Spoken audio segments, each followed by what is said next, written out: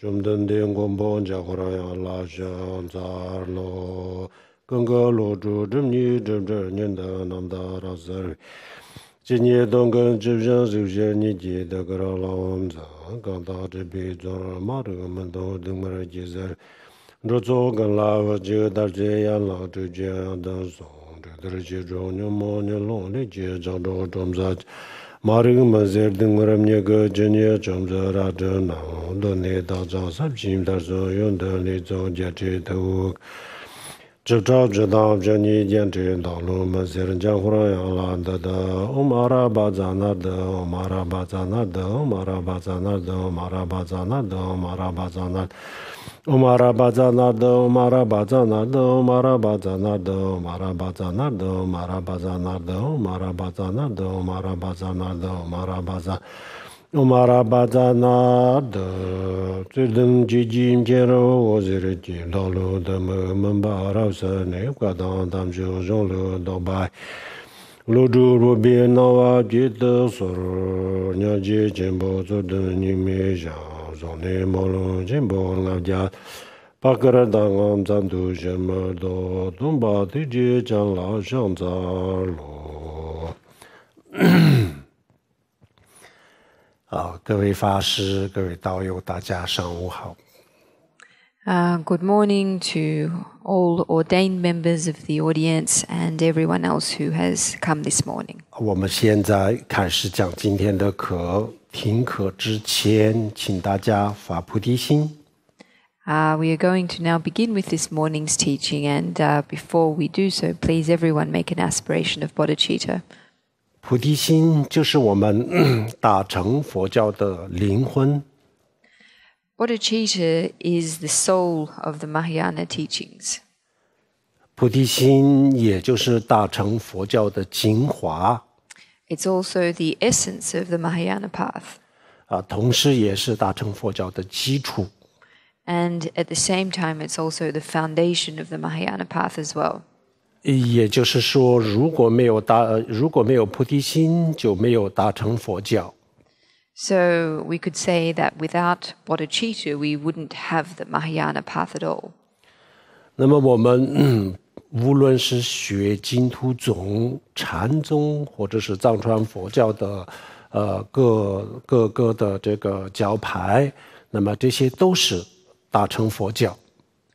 So regardless of whether we are practitioners of the Amitabha practice or whether we practice Chan or various methods, practices associated with the different schools of Tibetan Buddhism, all of these are part of the Mahayana path. 因为他们都是大乘佛教，所以都需要菩提心。Because they all belong to the Mahayana path, therefore all of necessity require bodhicitta. 那么什么是菩提心呢？菩提心我们昨天前天也就讲过，菩提心就是两个觉心或者是宣识。So what is bodhicitta? We've talked about this over the last couple of days of teaching and said that ultimately bodhicitta is made up of two vows or resolves. 那两个决心什么样的决心呢？首先下决心，我从现在开始让天下所有的众生从生死轮回当中解脱首先要下这样子的决心。So the first resolve or vow is the determination from now onwards to work for the sake of all beings and their liberation from the sufferings of cyclic existence. 那我们怎么样让天下所有的众生从生死轮回当中解脱呢？目前我们自己也没有在这个轮回当中获得解脱，那这个时候我们应该怎么办呢？有没有能力？没有能力。所以首先我们自己要成佛。So how do we actually go about liberating other beings from the sufferings of cyclic existence? for the time being, we ourselves haven't been able to do this. So at the present point in time, do we have the capacity to assist other beings in this? We don't. And so it's for this reason that we first must attain Buddhahood ourselves.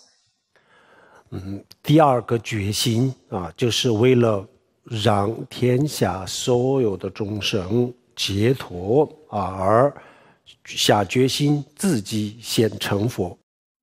So the second part of the vow is in order to help other beings be free from the sufferings of cyclic existence, to first attain Buddhahood for oneself. 这两个决心叫做菩提心。So these two vows or resolves put together make up bodhicitta.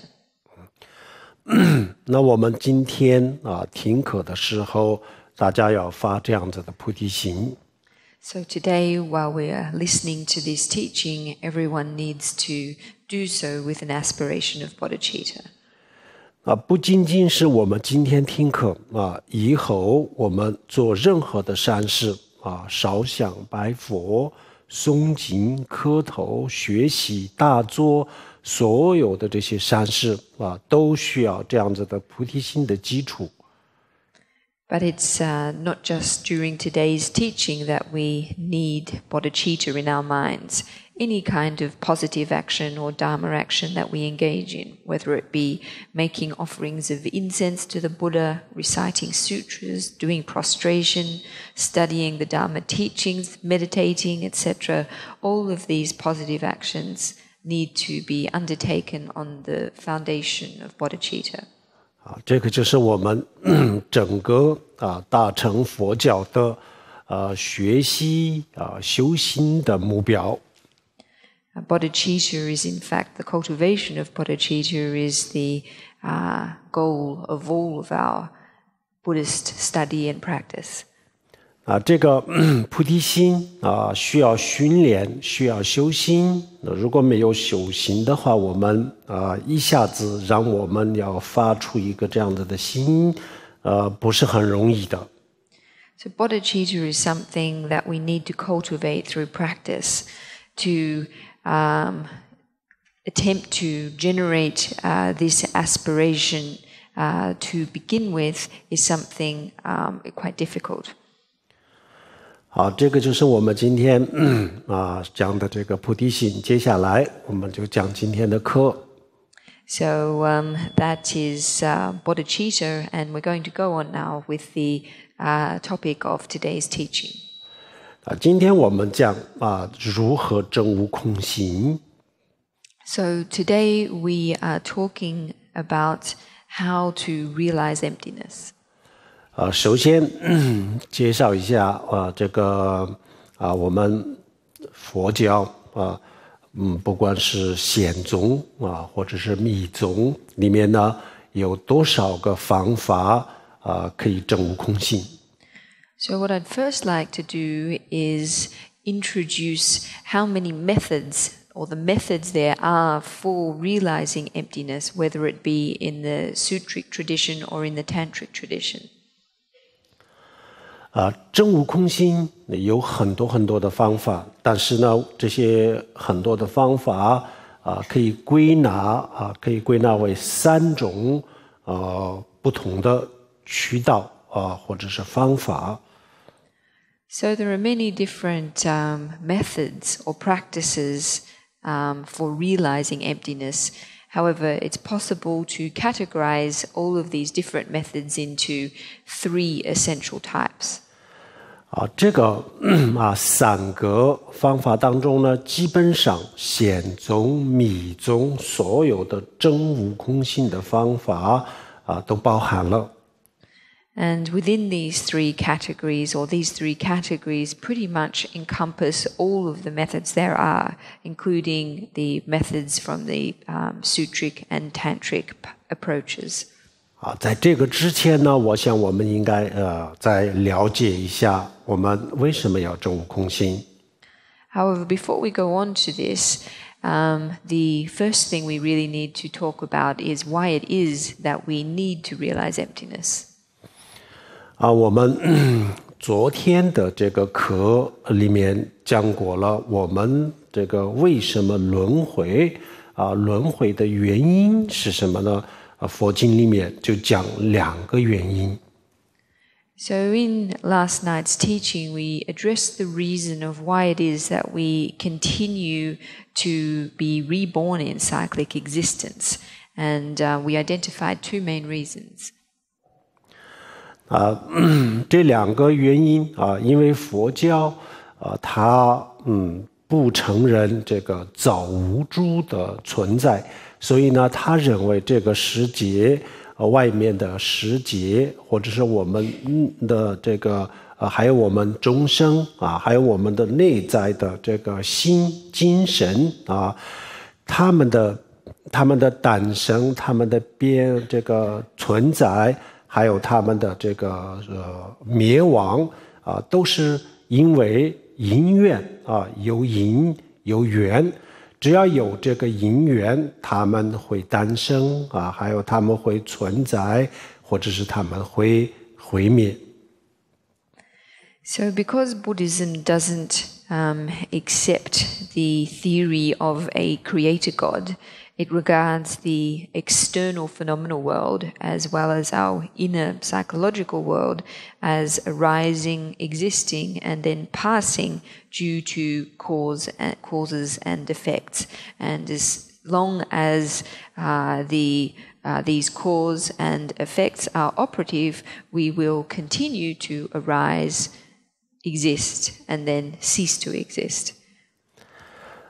如果我们不想解脱，不想成佛不想这个成为阿罗汉这些都不追求，只追求一个现实生活当中的幸福快乐这样子的话我们可以不证悟空性。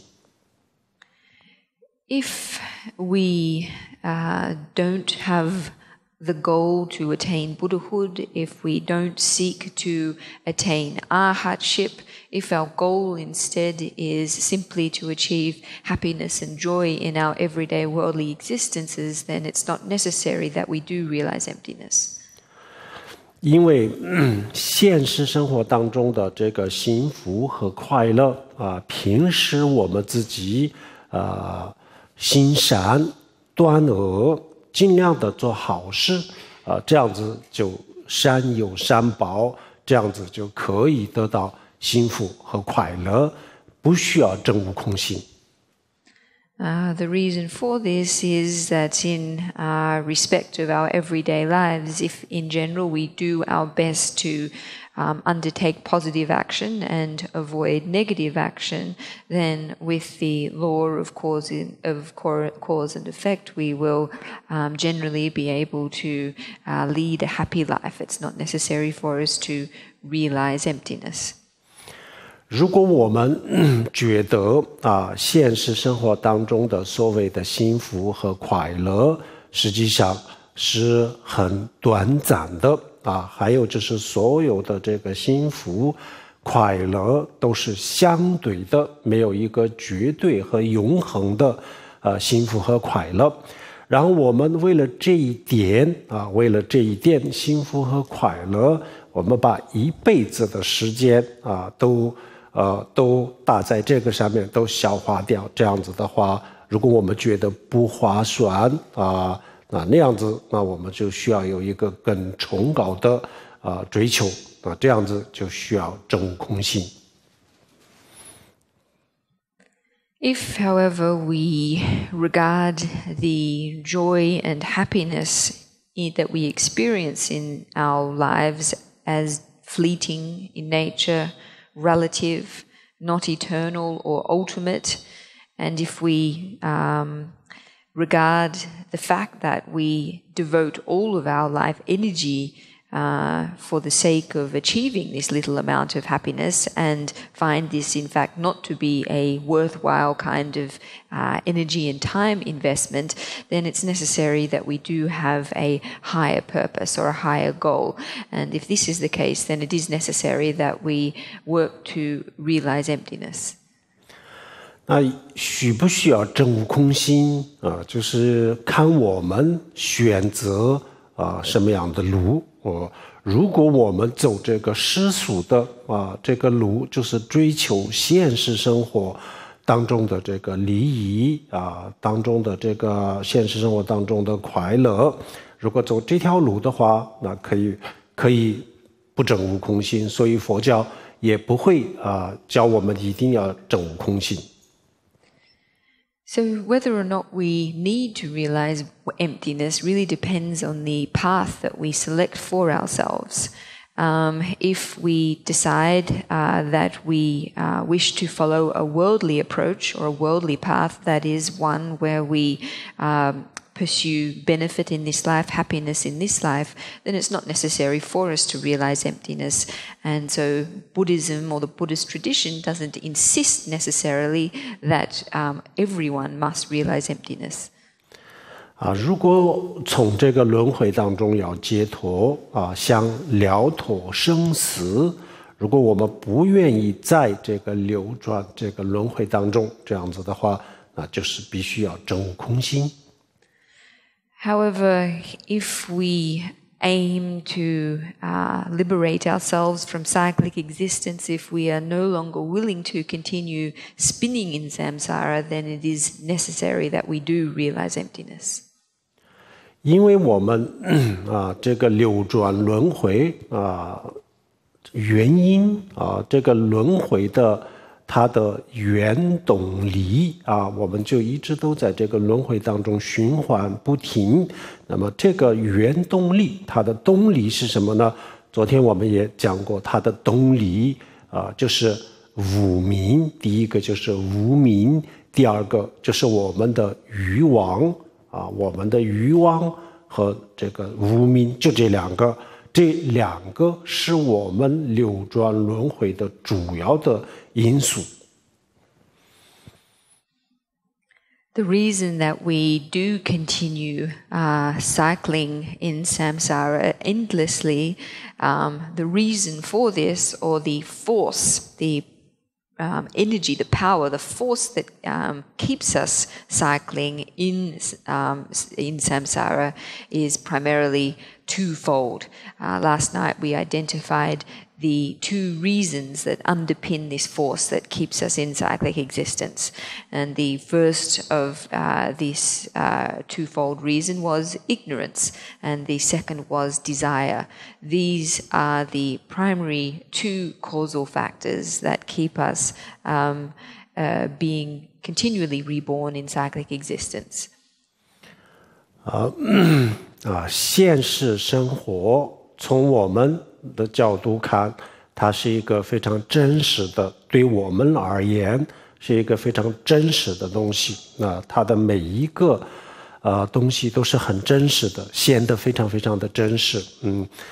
但是从另外一个角度来讲的话，那这个现实生活呢，它也跟我们做梦的时候梦中所看到的一切一样，它也就是一种虚幻，一种虚拟的世界。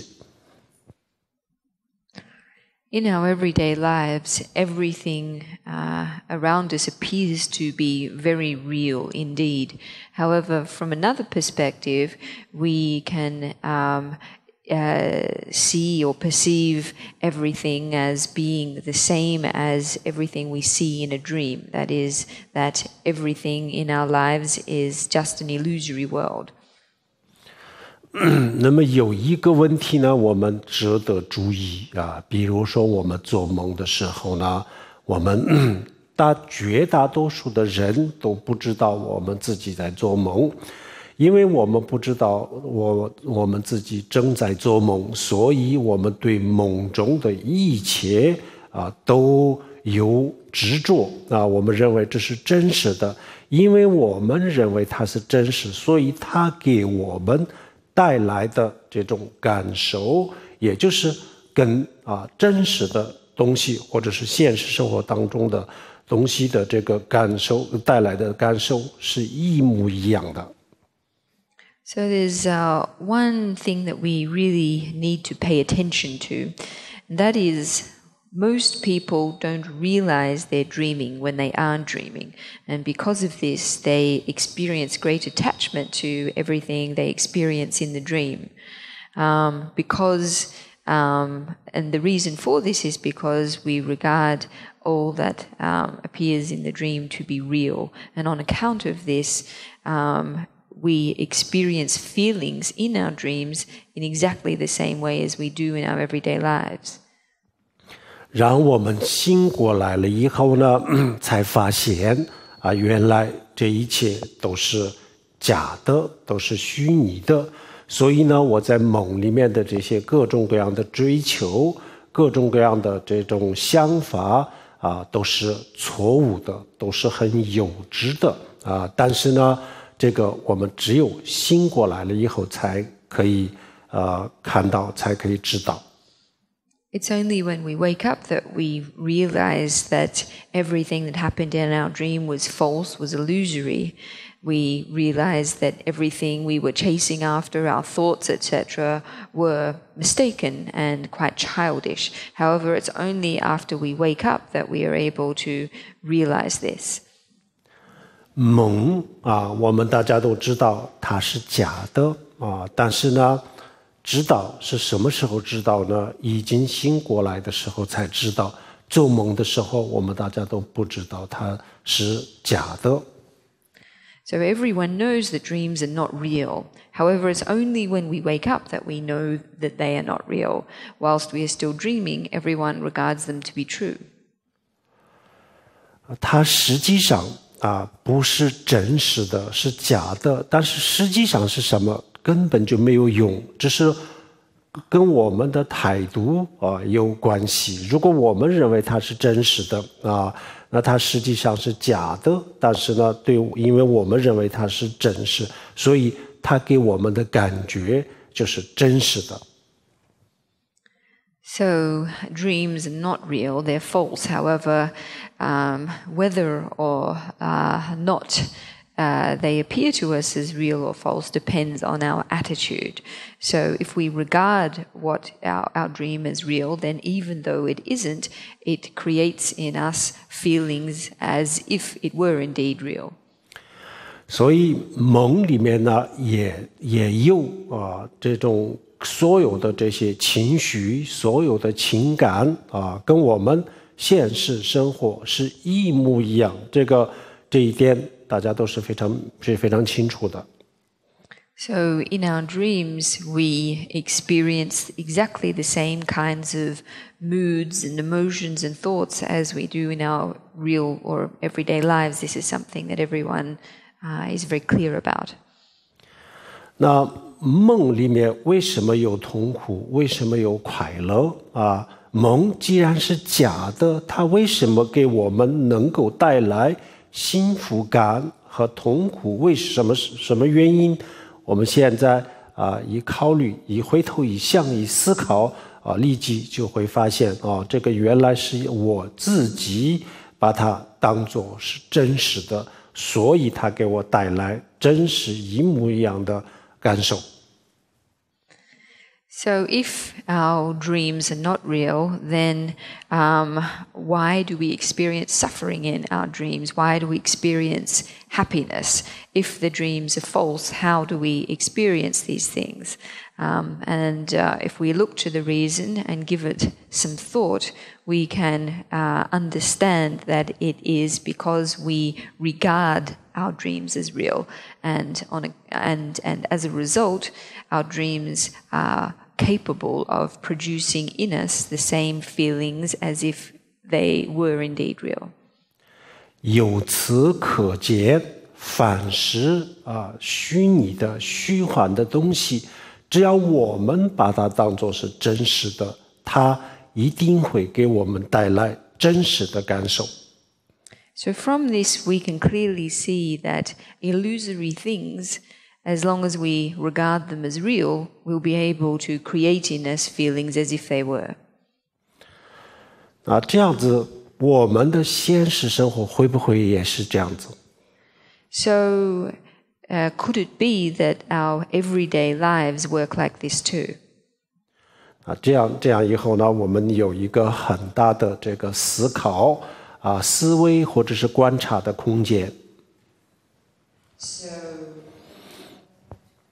我们有一个很大的思考观察的空间。So we've got a big space here to contemplate this and to observe things. 从佛教的观点看梦我们晚上做的梦叫做梦中之梦，然后我们的现实生活叫做梦外之梦，本质上这两个都是梦。So in Buddhism, the kind of dream that we have at night is referred to as a dream within a dream, and our everyday lives are referred to as the dream outside the dream. 那我们发现，我们知道梦是假的或者是我们知道我自己在做梦的时候呢，梦给我们带来的所有的痛苦会消失那么我们就明白了一个道理，就是因为我们把这个世界没有把它当作真实的知道它是虚拟的，这样子它给我们带来的所有的这些真实感都会瓦解，都会崩溃，所以我们的这些痛苦也会消失。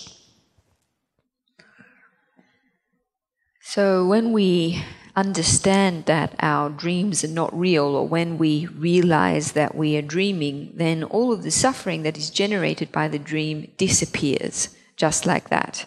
And so from this we can understand a principle, and that is that all that is illusory and false, when we understand it to be so, the feelings or the world that it supports collapses. The sense of reality collapses when we understand it to be illusory or fake, and illusory or fake. And as a result, in the process, feelings of suffering disappear and collapse too. 现在我们要不要证悟空心，我们自己要做一个决定，要做一个选择。So as to whether we ourselves need to realize emptiness, this is something that everyone needs to make a decision in respect of and make a choice. 这个轮回六道轮回当中呢，尤其是人和天人当中有一些幸福，也有一些快乐。如果我们特别的看重这一点幸福和快乐，其他的所有的生老病死的痛苦都可以忽略不管这样子的话，我们可以不证悟空心，可以走一个不需要证悟空心的路。So in the 6 realms of cyclic existence, humans as well as worldly gods do experience some amount, small amount of happiness and joy. If we place great importance on this small happiness and joy and don't care about the rest of the suffering of cyclic existence, then in this case it's not necessary that we realize emptiness, and we can pursue a path that doesn't entail this. 如果我们认为这个轮回当中虽然有一点幸福和快乐，但是不多，绝大多数都是痛苦，尤其是生老病死，那这样子的痛苦，任何一个地方都有，都没有办法回避。如果动物或者是像恶鬼、地狱这样子的话，那么这个更多的痛苦，所以我就要突破，我就要超越这个轮回如果有这种想法，那就必须要证悟空心。If, on the other hand, we see this bit of happiness we experience in our lives as only rather limited in scope and in fact deem the majority of life to be suffering, particularly the suffering of birth, of aging, of illness and death, and we regard these inescapable forms of suffering as something we very much seek to go beyond and transcend, then in this case it is necessary that we do realize emptiness. 佛教很清楚地给我们讲了这两条路的这两条路的结果，还有整个的过程，然后呢，让我们自己决定最后不是佛教来给我们安排，一定要证悟空性或者不需要证悟空性最终的决定权就在我们每一个人自己的手里。So Buddhism, the Buddhist teachings have set out these two paths, one that entails realizing emptiness and the other that doesn't.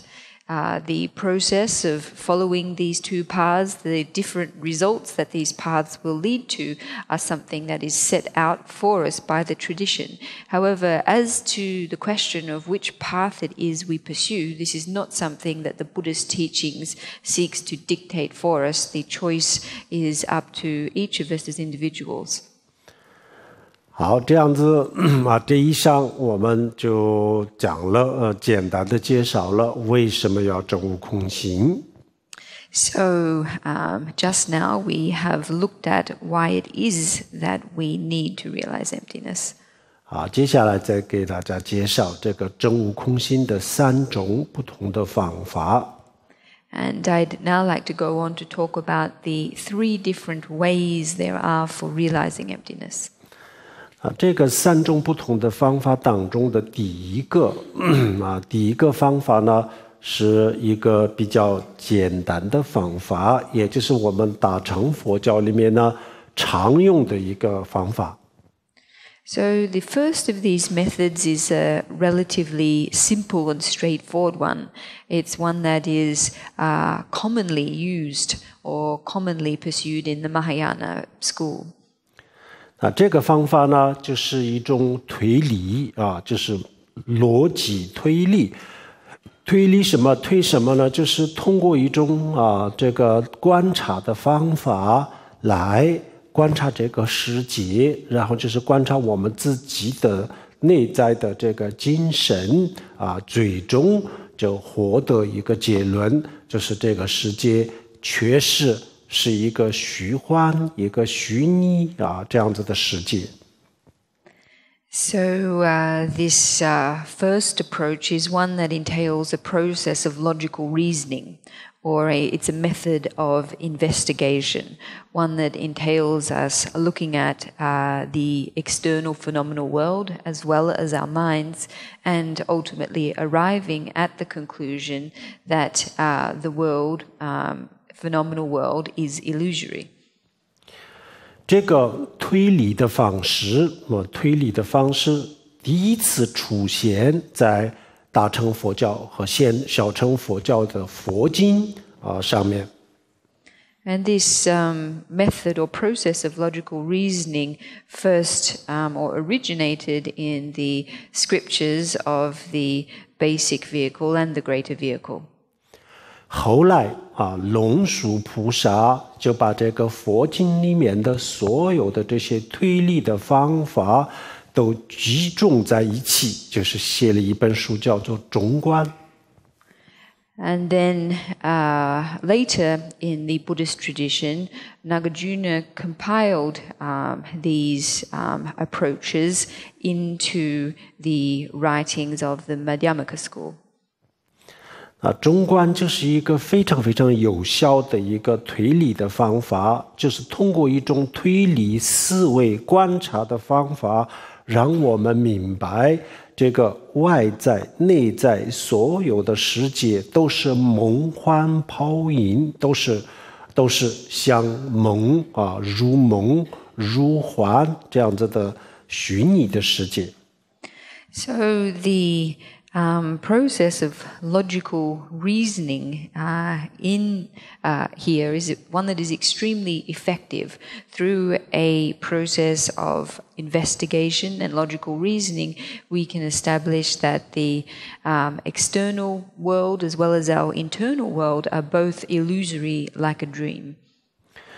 这个推理的方式可以把外面的任何一个物体最终可以最终可以决定或者是最终让我们明白它就是一个虚拟的东西。This process of logical reasoning is capable of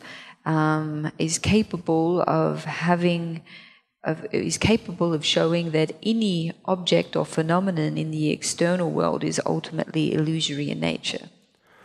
然后同时也可以让我们发现我们自己的内在的心或者是精神也是虚拟的。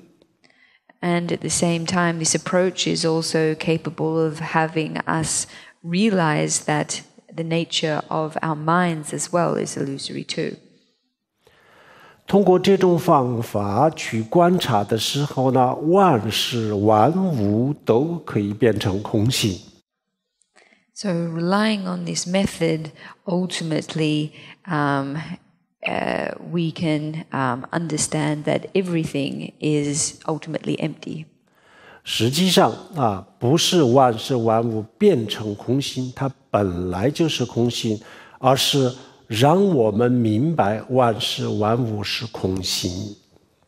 So it's not that through relying on this process, everything becomes empty or becomes emptiness. Everything was empty to begin with. It is this method that enables us to understand this emptiness, which always already was. 希望大家去学一下这个方法，这个方法确实是非常好的。这个方法呢，这个推理的方法有很多种，也有非常非常复杂的这个推理的方法，也有一些简单的推理的方法。这个我们非常有必要去学一下这个推理的方法。I really hope that everyone does study this method. It's a very good one. This approach of logical reasoning, there are many different types. Some are more complex, others are more simple. 这是我们今天讲的3个方法里面的第一个。So of the 3 different approaches for realizing emptiness that we're talking about today, this is the first. 好，第2个方法呢是藏传佛教的密宗它特有的一个方法。And the second approach is one that is unique to the Tantric tradition of Tibetan Buddhism. 这个叫做气脉明点的修法。And this is a practice that works with the winds, drops, and channels in the body. 气脉明点呢，它实际上就是一个身体上的一种这个气和脉的一个训练的方法。那为什么这个通过我们的身体的一种训练，为什么可以达到这个真悟空性？这2个之间有什么关系呢？ So this approach, which works with our body, is ultimately an exercise in winds and channels. How is it that an approach that works with our body is connected to the realization of emptiness? What is the connection between the two? 因为这个气脉明点的修法，它可以强制性的把我们的所有的这个杂念所有的这些杂念可以断掉。The reason that this approach can enable us to realize emptiness is because of its capacity to forcibly eliminate all of our discursive thoughts. 那我们大乘佛教的一般的这个修法呢，不是强制性的杂念都断掉，而是逐渐的我们修四禅八定，然后逐渐的把我们的杂念减少，最后到没有。In the Mahayana teachings, most approaches don't forcibly eliminate our discursive thoughts and afflictions. Rather, they gradually, the approaches are gradual ones that seek to gradually reduce the extent of our discursive thought activity through following a meditative approach relying on the four jhanas. 他把强制性的所有的这些杂念这些念头都断掉了以后呢，然后我们的心的本心，也就是佛心如来藏，它的本来的面目就会显现出来。So, this approach of forcibly eliminating or forcibly removing our discursive thoughts means that the original face of our mind, Buddha nature, can shine forth. 佛心如来藏本来面目，这些都是一个意思。那么这些都本来就是指我们心的本性，它本身就是我们心的本性，它永远都是存在的。比如说水跟液体是分不开的，水它永远都是液体同样的，我们的心跟这个佛心如来藏是分不开的，因为这个佛心是它的本质，它的本心，所以只要有我们这个精神它存在，就有如来藏，就有佛心的存在。So whether we talk about our primordial or original nature or Buddha nature or the basic essence of the mind, all of these are referring to the same thing. Our Buddha nature is always existent, just as water can never be separated from its characteristic as liquid, so too the mind can't be separated from Buddha nature. It is its basic or fundamental property or nature. So long as we have consciousness, there will always be Buddha nature. 只不过就是我们有烦恼有杂念的时候，我们没有看到它的存在，没有发现它的存在而已。It's only due to our afflictive thoughts and emotions and discursive thought activity that we usually don't recognize our Buddha nature.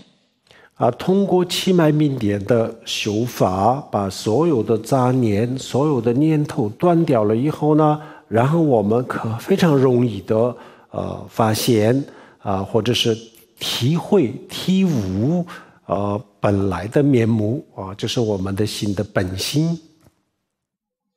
So through the practice of wind, drops, and channels, our discursive thoughts can be eliminated, making it easy for us to discover, or should we say, experience the original face of our mind, or the basic nature of our mind.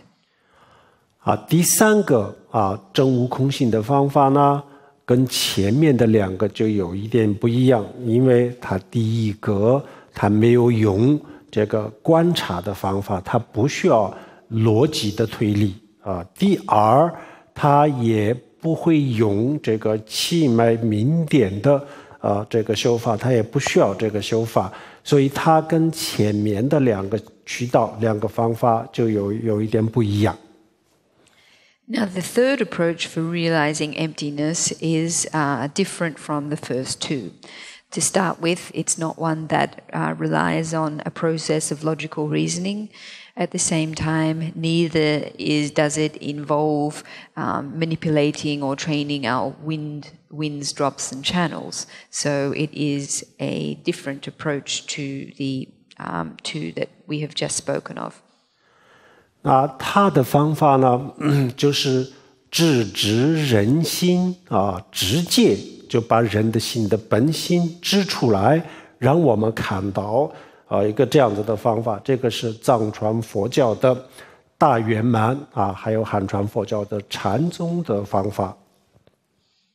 So this approach is one that directly points to the fundamental nature of the mind, and this kind of approach is the Dzogchen approach within Tibetan Buddhism, or the Chan approach in Chinese Buddhism.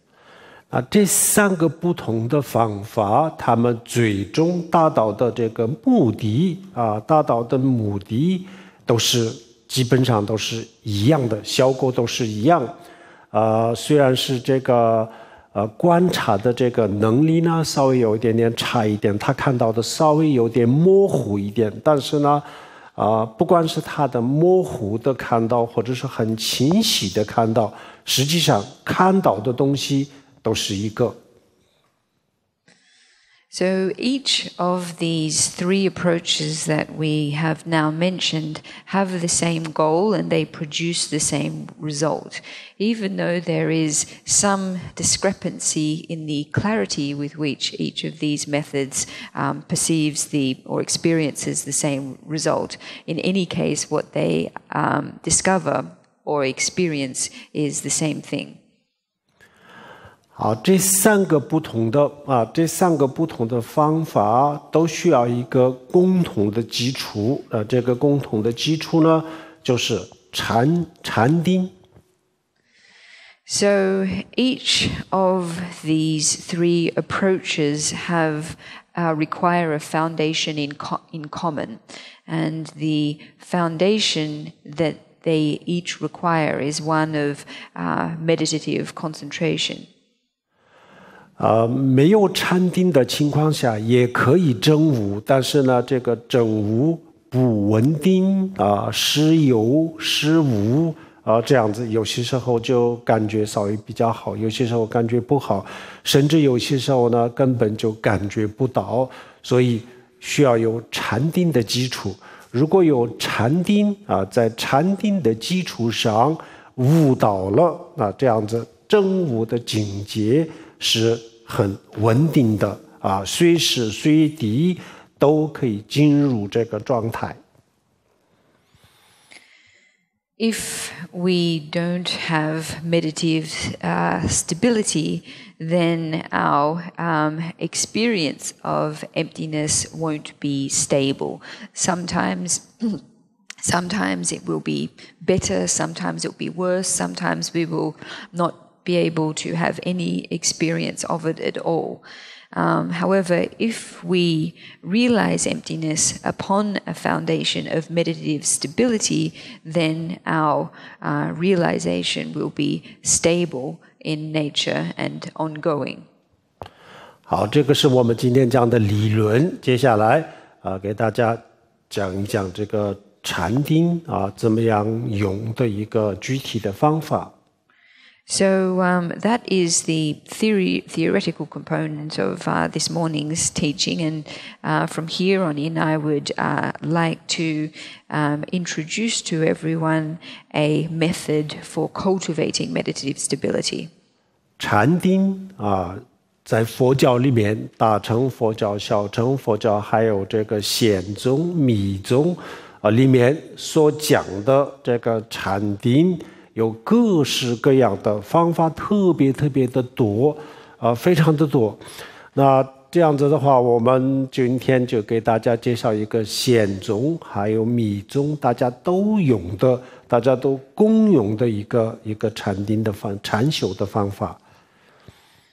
So the various meditation methods in the Buddhist tradition for achieving samadhi are very abundant. Teachings within the Mahayana school, the Tantras, the basic vehicle, there are many, many different techniques and many different methods. The technique that I would like to share with you today is one that is common to both the Mahayana and the Vajrayana. 如果有这个禅修的基础，就非常容易能够证悟。If we have a strong foundation in cultivating meditative stability, then it is easy for us, it is simple for us to realize emptiness. 那这个禅修需要有这个禅修之前还要有其他的这个基础，就是像宗喀巴大师讲的这个像出离心、菩提心这两个必须要在这个前面修好，必须要有这个基础，才能够修禅定和这个空心。Of course, before we engage in this meditation practice, it's necessary that we do have completed preparation prior to this. So as Tsongkhapa outlined, we first need to cultivate both our renunciation and our bodhicitta, and then upon this foundation, go about developing a correct view of emptiness. 好，这个宗喀巴大师前面的三主要道里面讲的前面的两个，就是出离心和菩提心的具体的修法，我们曾经讲过很多很多次。那么今天呢，不再重复。So Tsongkhapa's three principles of the path, primarily the first two, renunciation and bodhicitta. On previous occasions, I have taught on his practice methods, and for this reason, I'm not going to go over them again today. 好，今天我们讲的是三主要道，宗喀巴大师三主要道里面的第三个最后一个就是空性见证悟空性的见解我们介绍一下。今天的上午和下午呢，就讲这个怎么样证悟空性。So rather what we're focusing on today is the third of Tsongkhapa's three principles of the path, establishing a correct view of emptiness. And that is going to be our focus for the morning and afternoon teachings. 证悟空心，我们必须要有前面的这些基础的这个基础的这些功课必须要完成，否则的话，我们就到最后的这一个环节直接进入空心这个就不会有任何的效果。So it's necessary before we go about the third aspect of the realizing emptiness, that we have laid the proper foundations with laid the proper foundations. If we go directly to realizing emptiness, then we won't experience any effect or results at all. 大家一定要高度重视出离心和菩提心的这个修法。那这个修法呢，我们可以通过网络学习网络上也讲的比较多有中文版的，然后有英语版的，都有很多，都讲的非常的多。大家要学习这个出离心、菩提心，先学好，然后再去修禅修。那我们今天呢，从禅修开始讲不讲出离心和菩提心。So everyone needs to regard with due importance the cultivation of both renunciation and bodhicitta. These are things that the methods you can learn about online. There are a lot of teachings available in English version, in Chinese version. In any case, a proper foundation needs to be laid in the cultivation of bodhicitta and renunciation. And after we have done this, we can move on to realizing emptiness. 好，首先我们禅修的时候呢，要注意3个方面，一个是我们的身体的姿势，一个就是呼吸第3个是我们的心态的这个调整或者是训练就要注意这3方面。So when we begin to meditate, there are 3 things that we need to pay attention to begin with. The first is the posture of our body. The second is our breath.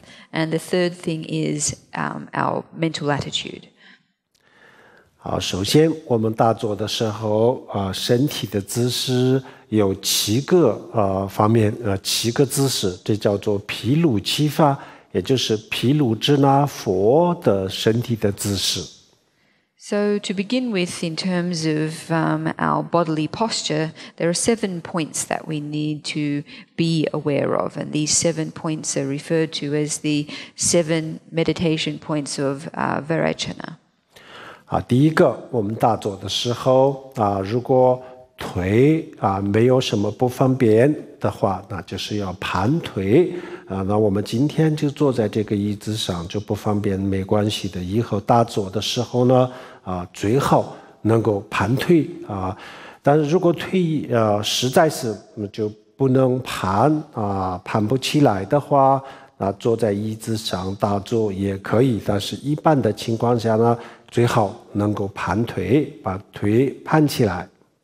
So the first of these points is to begin our meditation sitting cross-legged. Today, if this is a problem, there's no problem. We can just sit as we normally are on the seats. If any of you have problems crossing your legs, then it's possible to meditate not with your legs crossed. However, generally we do meditate in a cross-legged position. 然后禅修的时候呢，我们要坐在一个特制的这个坐垫这叫做禅垫。那禅垫就是后面稍微高前面稍微矮一点的这样子的垫这样子的坐垫有些寺庙有这样子可以去买。如果没有，那可以自己做。如果实在没有，那我们可以把这些东西可以就后面可以垫高一点这样子就不打坐的时候不累不辛苦后面垫高一点，然后前面矮一点这样子打坐时间长了也不累的。所以需要如果有这个专用的这个坐垫那就用这个。没有的话，那临时也可以这么做。So when we meditate, we need a special cushion or a meditation cushion, one with the back slightly elevated. In some Dharma centers and temples have these kinds of cushions. Otherwise, we can buy them or we can make them ourselves. If we don't have one, then we can prop up the cushion that we are using at the back using something else. In any rate, using a proper cushion like this enables us not to feel unduly tired during our meditation session. 好，然后盘腿坐在这个禅垫上，然后呢手这样子，请大家看这里，左手放下面，右手放在这个上面，然后2个大拇指头碰头，然后这个叫做禅定的手印这个禅定的手印呢，在这个肚脐下面的4个手指处放在这个地方，这叫做丹田在中医里面就叫做丹田放在这里这样子打坐。So sitting cross-legged on a meditation cushion, we bring our hands together into the meditation mudra. So we place our right hand in the palm of our left hand, bring our thumbs together, and then rest our hands beneath our navel at a point about 4 fingers width beneath our navel. 好，这是第二个，第三个，两个胳膊这样子展开啊，两个胳膊张开啊，不能这样子啊，胳膊张开啊，这样子两个胳膊这样张开了以后呢，我们的这个肩膀啊后面的肌肉都可以达到一个很放松的状态，所以呢，长时间打坐背后不会累，不会疼啊，所以。有两个胳膊张开，这是第三个姿势。So the third point of posture to observe is keeping our shoulders relaxed. If we relax our shoulders in this way, then it enables our muscles to be relaxed as well. And this means that when we meditate for a long time, we won't experience pain in our shoulders. 然后第四个身体要端正啊，不能向右歪、左歪、往前往后歪啊，这是要端正。但是呢，这个端正但不能太用力的端正，就是要达到一个自然的状态就可以。And the fourth point is sitting upright. So in sitting upright, we shouldn't be leaning to the left, to the right, in front of us or behind us. We should be sitting upright, though not exerting ourselves too much, just maintaining a natural upright position. 好，然后第五，头稍微往前埋头啊，但是不能这样子啊。稍微往前埋，这个就是第五。And the fifth point is to bring our chins slightly forward, although not too much, just bring them slightly forward. 然后第六眼睛往下看，往前看那我们打坐的时候，就有些人呢。因为睁开眼睛的时候就看到很多东西，或者是有人走来走去，心静不下来，所以很多人喜欢闭着眼睛打坐但是一定要睁开眼睛，要半闭的状态眼睛是要半闭的状态，不能完全闭着眼睛打坐。如果是闭着眼睛打坐的话，那么5分钟、10分钟以后就开始昏沉最后就睡着了。So the sixth point concerns our gaze. We need to keep our gaze focused on a spot or the space in front of us. Some people, when they meditate, like to close their eyes. They find that when their eyes are open, they see many things, and this leads them to become distracted. However, we shouldn't close our eyes. We should keep our eyes half closed or semi-closed. The reason being that if we do close our eyes, our minds will become dull, and within 5 to 10 minutes, we'll find ourselves nodding off to sleep. 好，然后最后一个呼吸从鼻孔、从口腔正常的呼吸，不需要调快、调慢很自然的、放松的呼吸。And the next point concerns our breath. There is no need to accelerate our breath or regulate our breath. We simply breathe as we normally do in a natural and relaxed way. 好，这个是身体的姿势。我们打坐的时候呢，有这个身体的姿势的话，这就帮助我们心平静下来。So these are the points of bodily posture that we need to pay attention to. And these points help us during our meditation to bring our mind into calmness.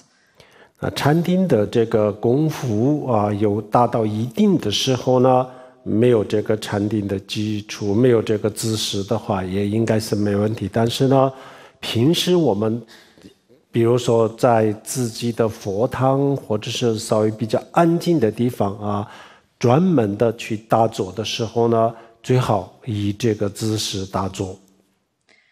After we have become more advanced in our meditation practice, it's probably not such a big deal if we don't observe all these points of posture. Generally speaking, though, if we're meditating in our shrine room or in another quiet place, it is best if we do pay attention to each of these 7 points. 好，这是第一个。然后呢，第二个是我们把我们的这些所有我们心中的所有的这些情绪、垃圾情绪全部要清空啊！如果我们把这么多的这个一天下来的这么多的这些情绪、负面的情绪、垃圾情绪这些不清空的话那我们的心里装了满满的这么多的垃圾情绪这样子去打坐的话，打坐的效果不好，所以呢，就把这些垃圾情绪全部要清空、清理再打坐。So that is the first stage of our preparation for meditation. The second stage is dispelling our negative and destructive thoughts. The reason for this is if we don't, our minds will be overflowing with thoughts of a negative and destructive kind, and meditating in this state will not lead to good results. So it's necessary first that we cleanse our mind of these negative thoughts. 好，那这个垃圾情绪怎么样清理呢？清空的方法就是通过呼吸，还有一个观想，通过这2个的力量来清空。So how is it that we go about cleaning ourselves or dispelling these negative and destructive thoughts? Well, we do so by using an approach that relies on our breath as well as a simple visualization. 好，首先大家看这里我们的左手这样子大拇指头摁住这个倒数第2个手指头叫做无名指大拇指摁住这个无名指的指根摁住，然后呢，其他的4个手指放在这个大拇指上，然后这个叫做金刚拳，就是一个拳头那这个拳头呢，我们的大腿的左腿的腿根和右腿的腿根有2个血脉，就是动脉和静脉摁住这个动脉和静脉上面这个血脉上面稍微用一点点力这样子摁住这样子摁住，左手就是这样子。So what we first do is make a Vajra fist with our left hand. We do this by pressing our thumb to the base of our 4th finger. Our 4th finger is also referred to as the finger of ignorance. We press the base of this fourth finger with our thumb, bring our other fingers over our thumb, make a Vajra fist, and then press this fist into the main channel point in the fold of our thigh. 这也是一个简单的气脉明点的修法为什么要摁住这个无名指的指根？为什么要摁住这个血脉都有一定的道理。In fact, you could say that this is a simple method of working with our winds and channels. Why is it that we press our thumb into this channel point in our thigh? 好，然后右手大家看这里，请大家看这里，右手也是一样的把这个无名指的指根用这个大拇指的摁住唯一一个不一样呢，食指要伸出来，然后放在先这样手心朝上，放在膝盖上。We do the same with our right hand. We press our thumb to the base of our 4th finger, close over our other fingers, except this time we keep our index finger extended and we rest the back of our hand on our right knee. 然后这个手指右手的这个手指摁住这个右边的鼻孔还没有摁住的时候呢，要深深的呼一口气，吸一口气，然后吸了一口气，然后深深的吸一口气，然后再摁住。好，这样子摁住以后呢，然后我们从左边的鼻孔排出这个气体。So we first inhale. We inhale once, and after we have inhaled, we bring our right index finger to our right nostril and we close it. And then we exhale through our left nostril. 好，然后这个时候最重要的是观想那这个时候我们要观想，把我们的所有的这些烦恼所有的烦恼贪嗔痴，还有就是我们就这一天当中这个产生的所有的这些情绪，负面的情绪、垃圾情绪、烦恼等等，全部的这些情绪都变成了一个黑色的气体又黑又脏的一个黑色的气体，然后从我们的这个左边的鼻孔当中都排出去，都排在身体的外面。So while we're doing this, we visualize that all of our afflictive thoughts, the 3 poisonous mental states, our negative thoughts, destructive thoughts, and emotional states, that all of these take the form of a black and dirty vapor and are expelled from our minds and bodies as we exhale our breath. 然后第一次排出了以后呢，然后手松开再吸一口气，深深的吸一口气，然后又按住，然后再排出，这样子重复3次。So after we've done this 1 time, then we remove our finger, we inhale again, close over our nostril, and repeat this 3 times. We do this for a set of 3. 好，然后左边的鼻孔排气排3次以后呢，然后我们左右手的这个动作要换这是一模一样的。然后我们从这个右边的鼻孔又排3次的气跟这个观想都是跟刚前面的一模一样。And after we have done this 3 times, exhaling or expelling our negative thoughts from our left nostril, then we change sides and do exactly the same thing on the other side, this time expelling our negative mental states from our right nostril. 好，然后最后呢，左右手2个请大家看这里，我们这样子左右手2个同时做这个金刚拳头，然后同时摁住动脉和静脉上这样子，然后呢首先深深的吸一口气，然后再这样子吸一口气，然后就是左右2个鼻孔同时排气。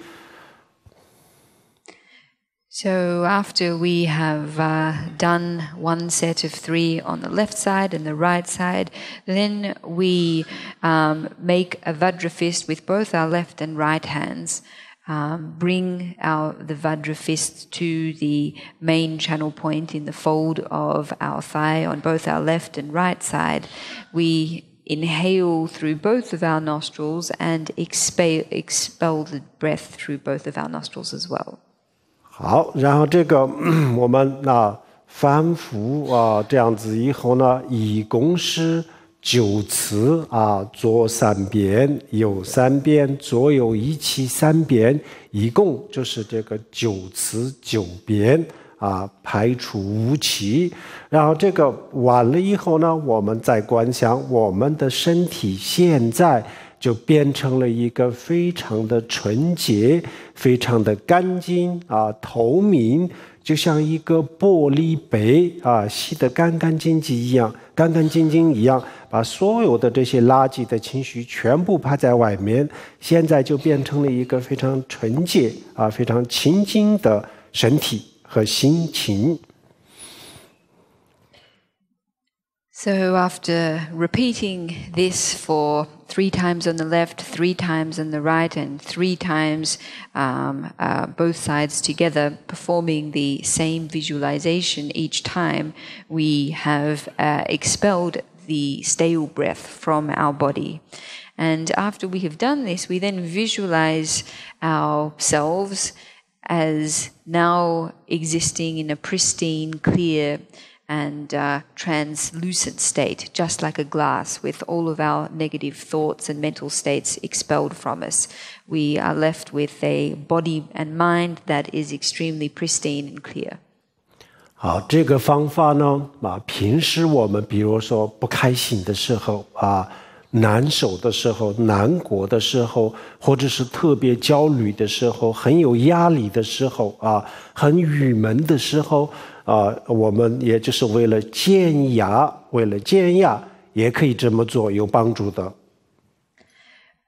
This method of expelling stale breath that we've just talked about is one that we can use in moments when we're feeling unhappy, upset, anxious, stressed, depressed. It's a method that we can use to reduce stress or reduce pressure in our everyday life.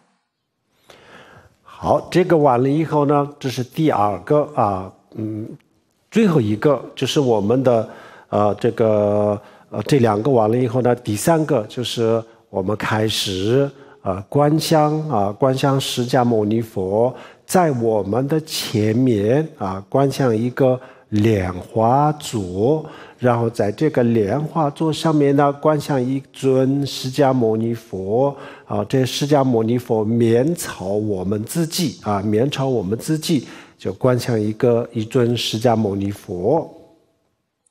So this is the second preparatory stage of our meditation session.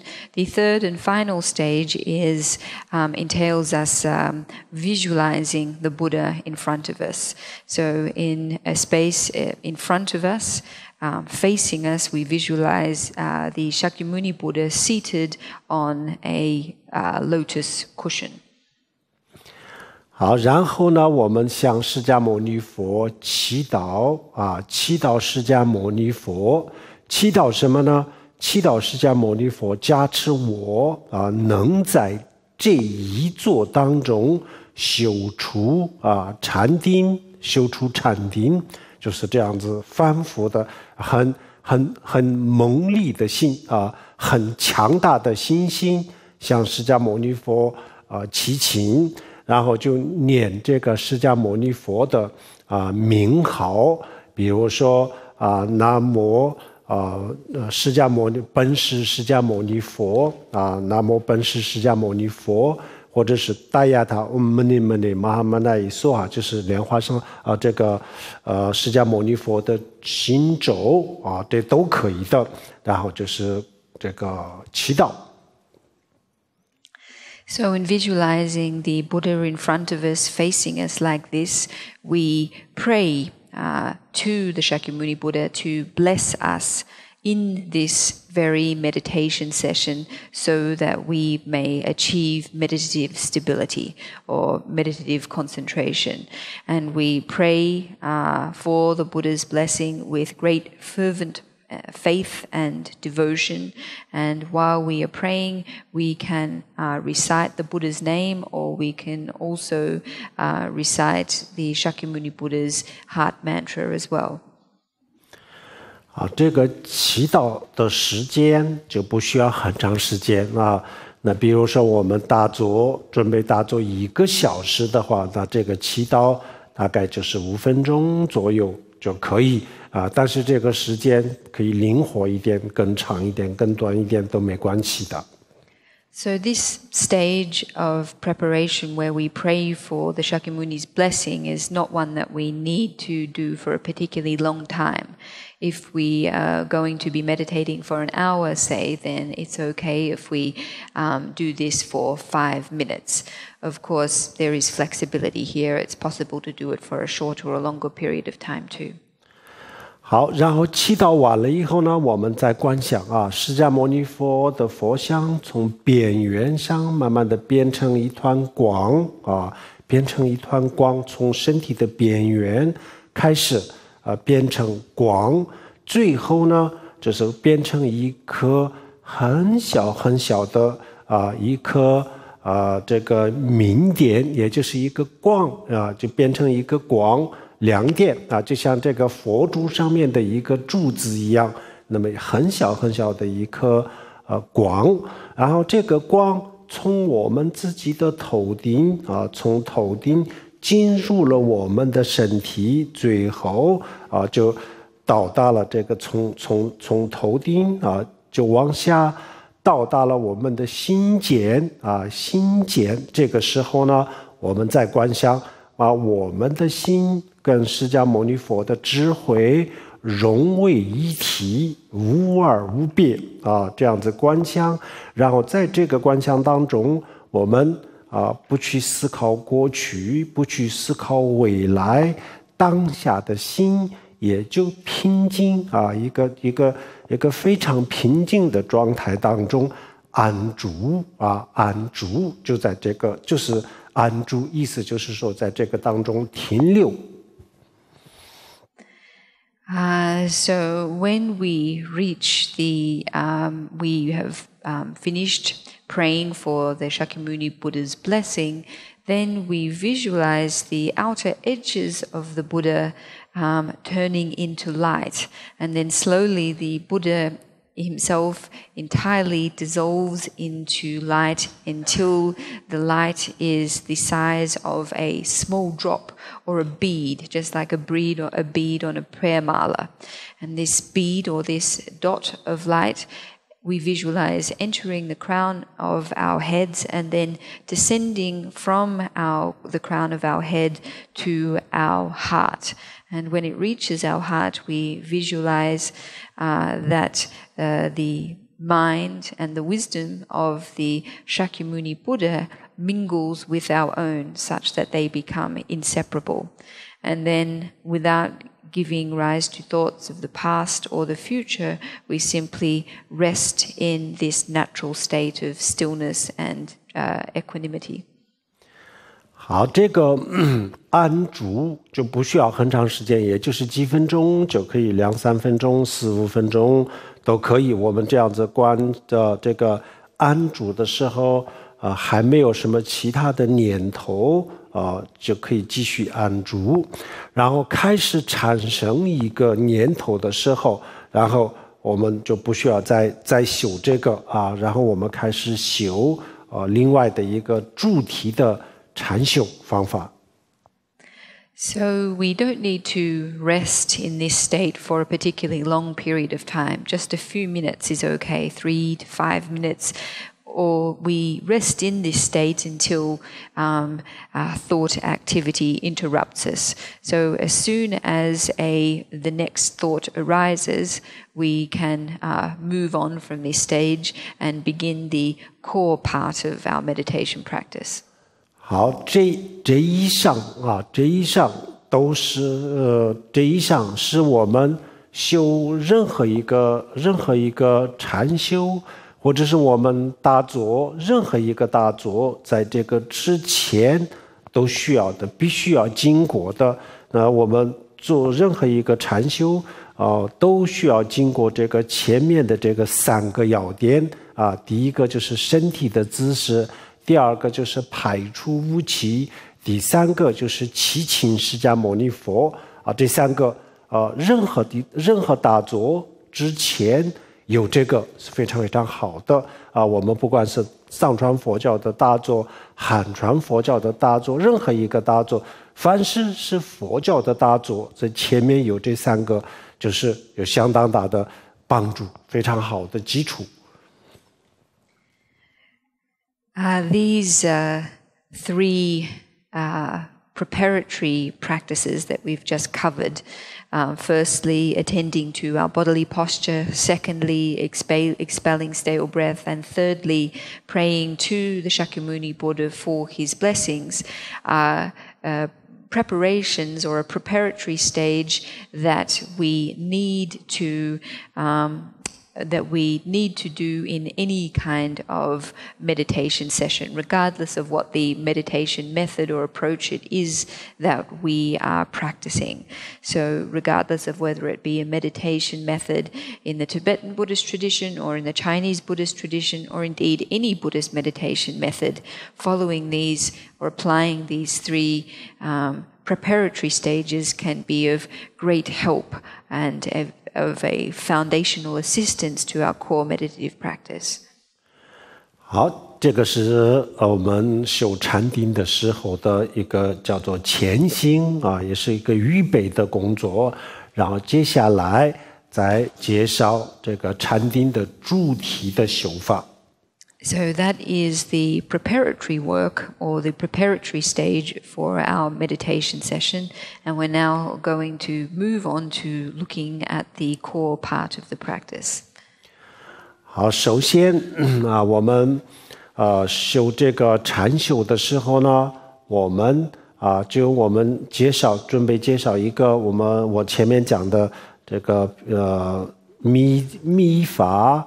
还有大乘的显宗，大家都共用的一个禅修的方法，一个比较简单，大家都能够用得上的一个禅修的方法给大家介绍。So what I would like to introduce is a meditation method that is used, that is common to the sutric path as well as the tantric path. It's a relatively simple method, one that can be used readily by everyone. 好，首先我们要这个请一张释迦牟尼佛的佛像唐卡。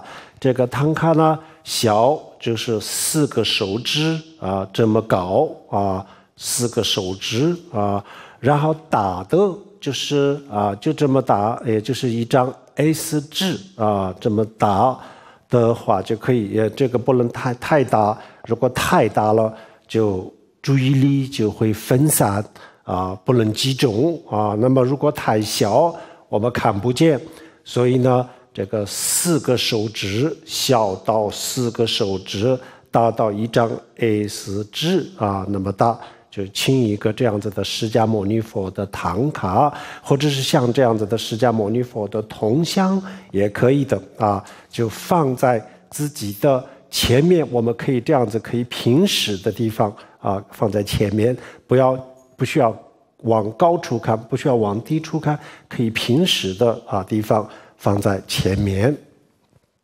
So the first thing that we need to do is to acquire for ourselves a tanka of the Shakyamuni Buddha, one that is not too big and not too small. So the ideal size range should be between a size of 4 fingers in width up to a size of an A4 piece of paper. If the tanka or the image is too big, then it's difficult for us to focus our attention. Our attention becomes dispersed. At the same time, if it's too small, then we aren't able to see the image properly. Alternatively, we can use a bronze statue of the Buddha, and the image should be placed in front of us, not too high or not too low, just in front of us. 好，然后呢，我们就坐在这个释迦牟尼佛的佛像前面。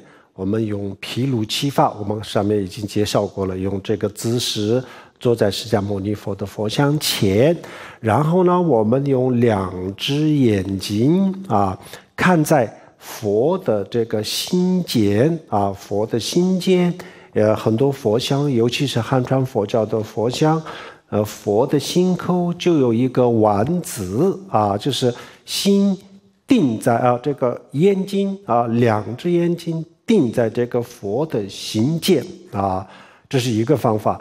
另外一个呢，我们可以佛的这个两个眉毛之间有一个所有的佛像这个上面呢有一个点这个叫做白毫，就是一种白色的毫毛那就是看这个地方两只眼睛看佛的眉间或者佛的心间都可以。And then observing the 7 points of bodily posture, we focus our gaze on the heart, or the point of the heart of the Shakyamuni Buddha.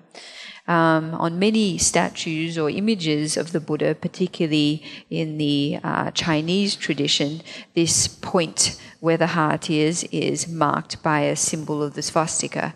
And we focus our gaze at this point, or alternatively, we can focus our gaze between the Buddha's eyebrows. And there is often also a symbol or a point here that we can focus on. 好，然后我们的眼睛两只眼睛顶在佛的眉间或者是心间，然后同时我们的心也就专注在这个佛的心间或者是眉间，然后两只眼睛还有我们的心就是精神注意力注意力也就集中在这个上面佛的心间或者是这个眉间就是角点，这是一个角点，然后我们的两只眼睛和心锁定在佛的心间，锁定专注然后一动不动心里不要有任何的这个杂念，不要去思考过去，不要去思考未来，当下的心也就专注于佛的眉间或者心间，然后不要有任何其他的这个念头不要有其他的念头，然后就安住。So with fixing both of our eyes on the point either between the Buddha's eyebrows or at the Buddha's heart, we focus both our gaze and our mind on this point. So these points are focus points or focal points for us.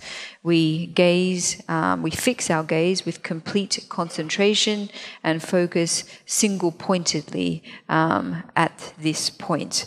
And when we do so, we focus with unwavering concentration, giving rise to no thoughts of the past or the future. We simply focus our mind entirely on the Buddha and rest our minds in this state. 好，这个叫做修禅修还有一些具体的方法呢，我们可以下午可以继续给大家介绍。So this is one meditation method that we can practice. We will continue talking about this in the afternoon teaching. 好，我们现在最后做回向回向就是我们今天上午大家听经闻法，这个有很大的功德，然后我们把这个功德分享给天下所有的众生，还有就是像自己的这一生的亲生的父母、家人等等，反正自己需要特殊的这个需要做回向的人等等就是分享给他们，让我们希望以我们的功德、我们的福报，能让天下所有的众生健康幸福，然后很快就能够超越生死轮回这样子大家发心回向。So we are going now to end with a dedication. We are going to dedicate the great merit that we have generated by listening to this morning's teaching and share it with all beings, as well as our family members in this life and other special people who can be helped through the dedication of our merit. And we do so with the wish that by the strength of our merit, they may achieve happiness and health and ultimately rapid transcendence of the sufferings of cyclic existence. Sonam de tamja zumbanya domne ni be danam panje jirga na ji wa long zhe bai zhe bin zuo lian zhou a zhou er xiu om a hong ban zhen ge zhe ba ma se de hong Om a hong ban zhen ge zhi ba ma se de hong. Om a hong ban zhen ge zhi ba ma se de hong. 谢谢大家，阿弥陀佛。